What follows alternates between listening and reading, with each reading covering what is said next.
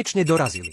Toto sú nové skladacie elektrické rezačky drôtov so vstavaným voltmetrom. Pri priamom pripojení k zdroju napájania blikajú červené a zelené svetlo súčasne, sprevádzané zvukovým alarmom, ktorý predstavuje vodič pod napätím, a svieti iba zelené svetlo, ktoré predstavuje vodič pod napätím. Má tiež funkciu testu kontinuity. Ak sa na oboch koncoch trolejového vodiča rozsvieti zelené svetlo, vodič je pod napätím, ak sa nerozsvieti žiadne svetlo, vodič je prerušený. Bez odstránenia plášťa kábla stlačte a podržte spodné tlačidlo a priblížte ho k vodiču, aby ste rýchlo našli miesto prerušenia. Zelené svetlo v mieste prerušenia zhasne. Sú to tiež multifunkčné rezačky drôtov. Základňa má univerzálny deliaci kladkový nástroj, ktorý ľahko strihá všetky typy káblov bez poškodenia plášťa.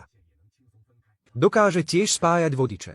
Jednoducho prevlečte jadro drôtu cez malý otvor a dvakrát ho omotajte.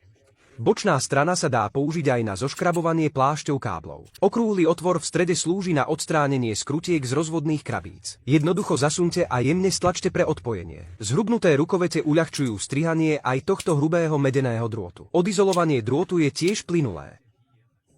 Dokáže tiež utiahnuť skrutky. Ostrý hrot je vhodný na uchopenie predmetov a ohýbanie drôtov. Po použití sa dá zložiť na veľkosť dlane. Keď idete opravovať kabeláž, môžete si ho vložiť do vrecka a je pohodlný na prenášanie.